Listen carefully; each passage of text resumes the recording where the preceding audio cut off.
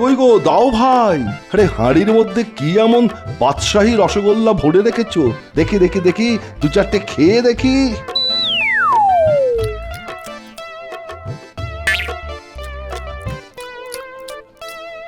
ও সত্যি, এ তো একেবারে অন্য জাতের জিনিস। মনে হচ্ছে যেন দিল্লি থেকে আমদানি করা। না না, এর সাথে তুলনা হয় না।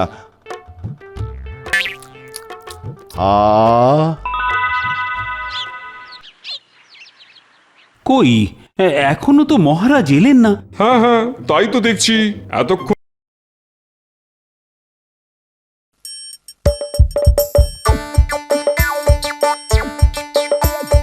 আসছে গোপাল, যাচ্ছে গোপাল, ভাবছে গোপাল, হাসছে গোপাল, আসছে গোপাল, যাচ্ছে গোপাল, ভাবছে গোপাল, হাসছে গোপাল।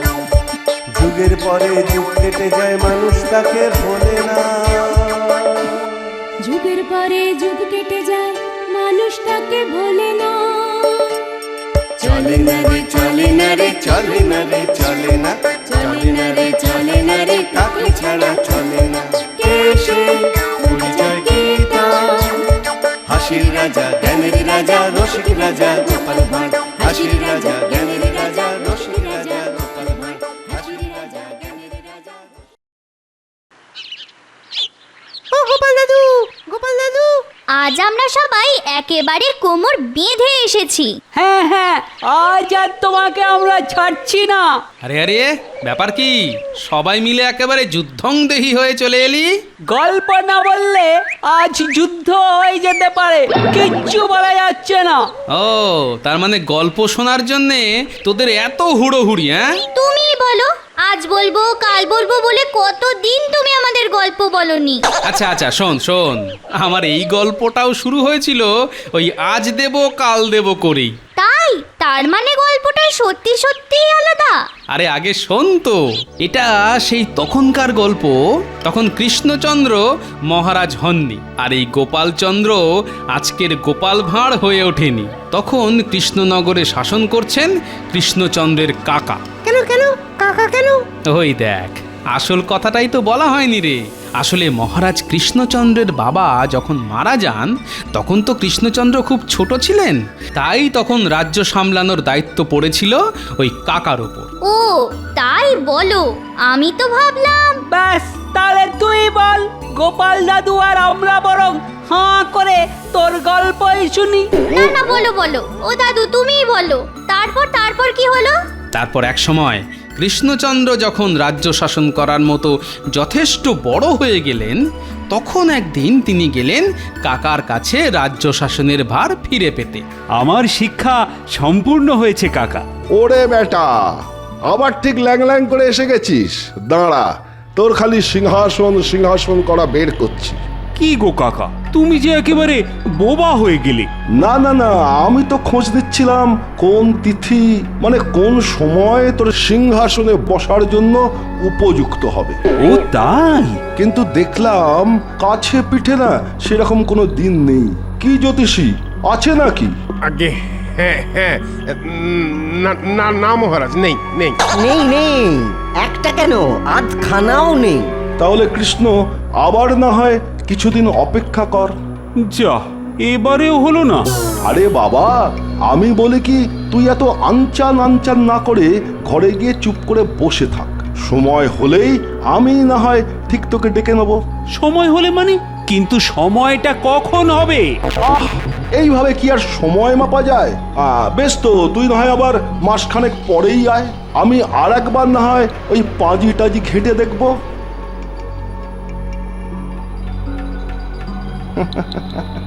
আমার কাছ থেকে রাজ্য নেবে? আরে রাজা হওয়া কি হাতের মোয়া?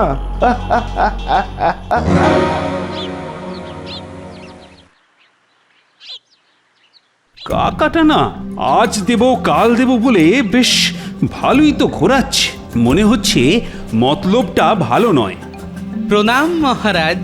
এই যে, এই মহারাজ মহারাজ বলে তুমি কাকে ডাকছো? হ্যাঁ, কে তুমি? আগে আমায় চিনলেন না? আমি গোপাল।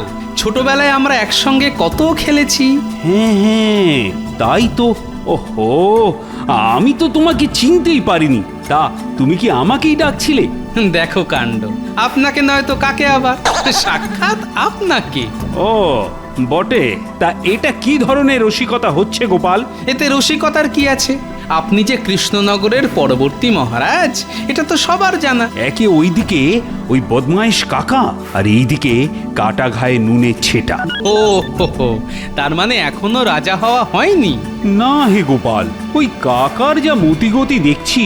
বুঝেছি, আমি তো ভাবলাম আজ না হয় কাল রাজা তো আপনিই হবেন, তাই এখন থেকেই আমি ওই মহারাজ মহারাজ বলে ডেকে ডাকটা একটু রপ্ত করে নিই। কাল নয়, 1 মাস। 1 মাস পরে কাকা নাকি আবার পাঁজিপত্র দেখবে। বেশ, তাহলে না হয় 1 মাস আরো অপেক্ষা করুন, দেখুন কপালে শিকে ছেঁড়ে কিনা। এখন তো আমার মনে হচ্ছে যুদ্ধ করা ছাড়া রাজ্য পাবার আর কোনো আশাই নেই। তবু দেখি এবার কি হয়।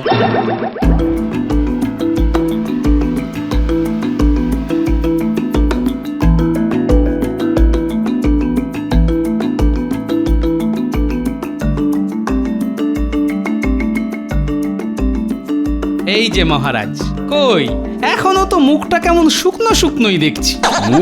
মুখ নয় গোপাল, সবই কপাল। তার মানে এবারে ওই খালি হাতেই? হ্যাঁ, কাকা কিছু না কিছু পেঁচ কষে সিংহাসনকে আর কাছছাড়া করবে না।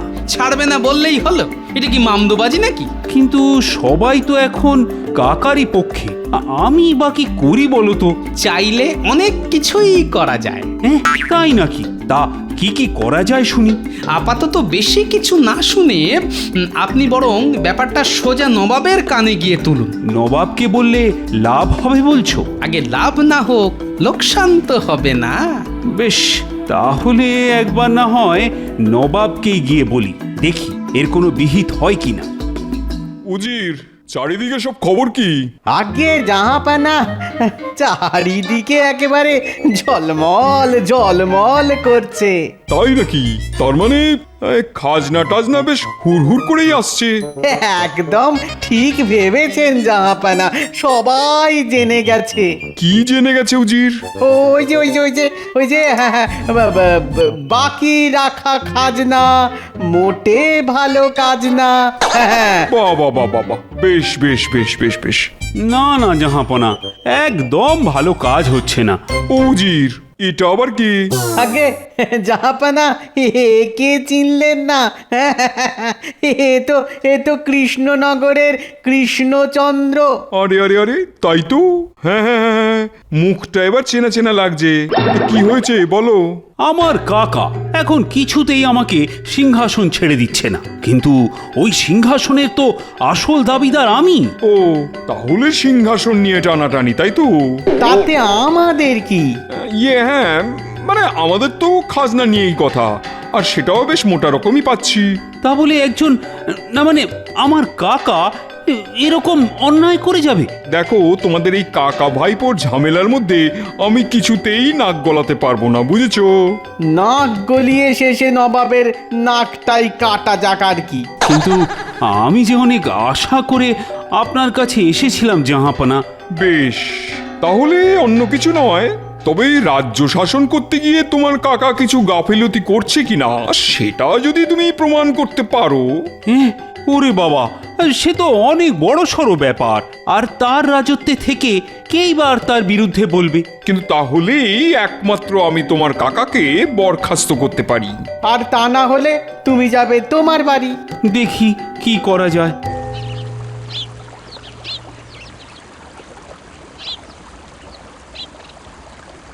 মহারাজ, বলি চিঁড়ে কি ভিজলো? শুধু ভেজেনি, ভিজে গলে একেবারে পাঁক হয়ে গেল। হ্যাঁ, তাই নাকি? তা কিরকম পাক হলো শুনি। ও, তার মানে আমাকে দিয়ে তুমি আবার ওই পাঁক ঘাঁটাবে না? ঘাটুন না মহারাজ, আর ওই পাঁকেই তো পদ্ম ফুল ফোটে। তাহলে শোনো, নবাব জানিয়ে দিয়েছেন তার আর কিছুই করার নেই, যদি না। হ্যাঁ হ্যাঁ, ওই যদিটাই তো শুনতে চাইছি মহারাজ। যদি না রাজ্য শাসনে কোনো অনিয়ম ধরা পড়ে।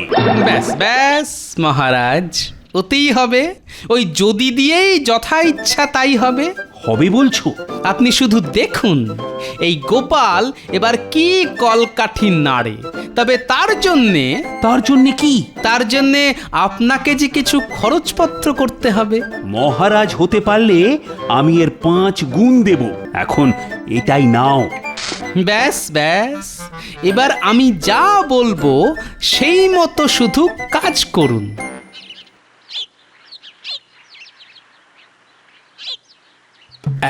এই তো যাই, এখানেই বসে একটু গেঁজাই। ওইখানেই মহারাজের কাকার চাকরও মাঝে মাঝে এসে আড্ডা মারে। এই ফাঁকে একবার চেষ্টা করে দেখি বেটাকে ধরে হাড়ের খবর কিছু বেরোয় কিনা। আরে আরে, ব্যাপারটা কি?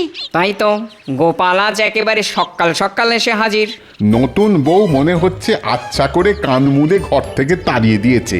আহারে, গোপালের কি কপাল! বউ কান মুলেছে তো কি হয়েছে? এসো আমাদের সাথে খোশ গল্প করে মনটাকে একটু হালকা করে যাও। দুঃখ করো না, এসো এসো, তোমার মোলা কানে একটু হাত বুলিয়ে দিই। বেটারা দেখছি আজ বেশ খোশ মেজাজে রয়েছে, তাই আমার আশা স্তক আমাকে খোরাক করছে। এই তো, এবার মহারাজের পেয়ারের খাস লোক এসে গেছে। তোমাদের সাথে আড্ডা মারা আমার কিরকম একটা নেশা হয়ে গেছে। অবশ্য আড্ডার নেশা দোষের কিছু নয়। দোষের নয় বলছো? এই তবে তবে মহারাজের প্রসাদ পেতে পেতে আড্ডার সাথে আর একটা নেশাতেও আমি আজকাল মেতে যাচ্ছি। অবশ্য অবশ্য সেটা রাজা মহারাজাদের নেশা। কি বললে? রাজা মহারাজার নেশা? মানেটা একটু খুলে বলো না ভাই। না না না, এর বেশি আমি আর কিছুই বলতে পারবো না। ওই কি যেন, ওই পেটে আসছে কিন্তু মুখে আসছে না। এবার এলো? হ্যাঁ, মানে এবার একটু একটু করে আসছে মনে হচ্ছে। মানে আমাদের মহারাজ, মানে ওই বংশীচন্দ্র, উনি তো একেবারে আতরের গন্ধ ছড়ানো গুলাবি রসগোল্লা বলতে অজ্ঞান। হ্যাঁ, আমি কি ঠিক শুনছি? আতরের গন্ধ ছড়ানো গুলাবি রসগোল্লার নেশা? একদম 16 আনার ওপর 18 আনা ঠিক। তবে আর আমায় ঘাঁটিও না বাবু। না না কাকা, এ তো একেবারে হয়ে বেশি। হ্যাঁ যাই, এখনই না হলে রাজামশাই আবার ডাকাডাকি শুরু করে দেবেন। বারে বা, এ তো তাহলে মেঘ না চাইতেই জল। না মানে মহারাজের এমন গুণের কথা এটা শোনার জন্যই তো হাপিত্তেশ করছিলাম। তাহলে এবার সেই মতোই ঘুঁটি সাজাই। ও গোপাল, তুমি আবার কি বিড়বিড় করছো? না না না, বলছিলাম কি এবার যে তোমাদের আমার একটু উপকার করতে হবে। কি উপকার ভাই? এই একটু তককে তককে থেকে যেখানে যত আতরের গন্ধ ছড়ানো গুলাবি রসগোল্লা পাও একটু জোগাড় করে এনে দাও না ভাই। আতরের গন্ধ ছড়ানো গুলাবি রসগোল্লা হয়ে যাবে, হয়ে যাবে, জোগাড় হয়ে যাবে।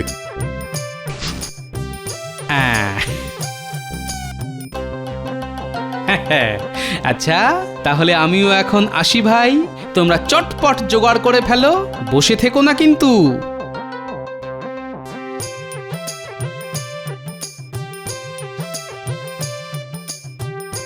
যা বাবা, এটা কি হলো?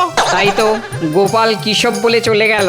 না, মনে হচ্ছে এই অল্প বয়সে বিয়ে করে ওর মাথাটাই খারাপ হয়ে গেছে। তবে সে যাই হোক, টাকা যখন পেয়েছি তখন গুলাবি রসগোল্লার জোগাড় করতে আর অসুবিধে কোথায়? হ্যাঁ ঠিক বলেছিস। চল চল তাহলে আজ থেকেই কাজে লেগে পড়ি। এই ফাঁকে আমাদেরও কিছু লাভের লাভ হয়ে যাবে।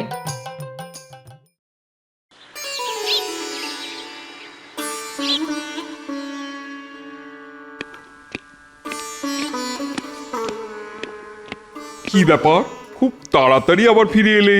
হ্যাঁ জাহাপনা, আর শুধু এলামই না, সঙ্গে করে আপনি যা বলেছিলেন সেই খবরও জোগাড় করে ফেলেছি।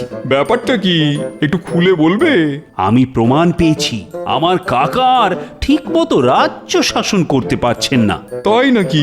বেটা ভুল বকছে, বেটা ভুল বকছে জাহাপানা।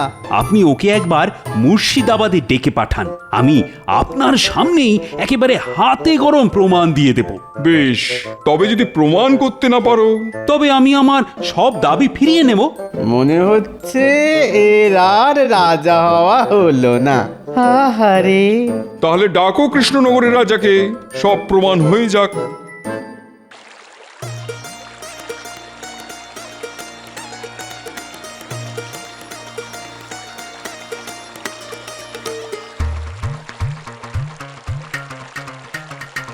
নবাব যে কেন এমন তড়িঘড়ি ডেকে পাঠালো কে জানে।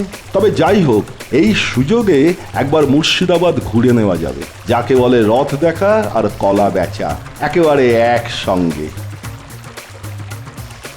এই মরেছে গোপাল, কাকা তো এসে পড়েছে। আসতে দিন, আর একটু কাছাকাছি আসতে দিন। কিন্তু একবার নদীর পাড়ে নামলেই তো সোজা মুর্শিদাবাদ। আপনি শুধু দেখুন না মহারাজ, কোথাকার জল কোথায় গড়ায়, যা ব্যবস্থা করার সব আমি করে ফেলেছি। আপনি বরং ততক্ষণ নবাবের কাছে গিয়ে অপেক্ষা করুন। ওহ, গন্ধটা যেন খুব চেনা চেনা লাগছে। না না, কোনো ভুল নেই, এ তো আতরের গন্ধ ছড়ানো গুলাবি রসগোল্লার গন্ধ। ওহ, নাকে যেতেই না মনটা কেমন চনমন চনমন করে উঠছে। আপনি একদম ঠিক ধরেছেন মহারাজ। ওহ, কতক্ষণ যে রসগোল্লা খাইনি। তবে এইখানে এই রসগোল্লার গন্ধ কি করে এলো? না না, কেমন যেন একটা খটকা মতো লাগছে। ব্যাপারটা তাহলে ওই কাছ থেকে একবার দেখে এলেই হয়। এখানে দাঁড়িয়ে হয় হয় না করে যাও, দেখে এসো ব্যাপারটা কি। যে আগে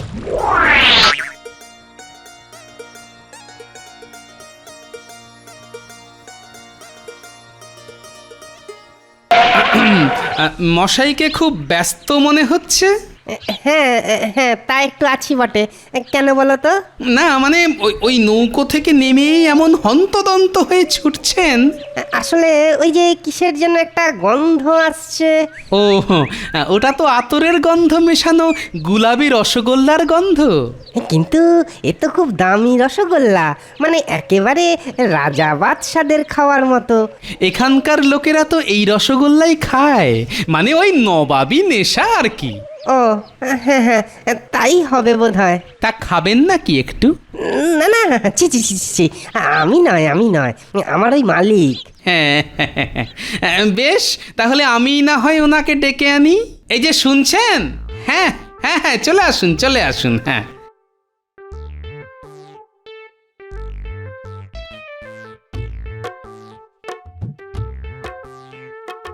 কি বুঝছেন?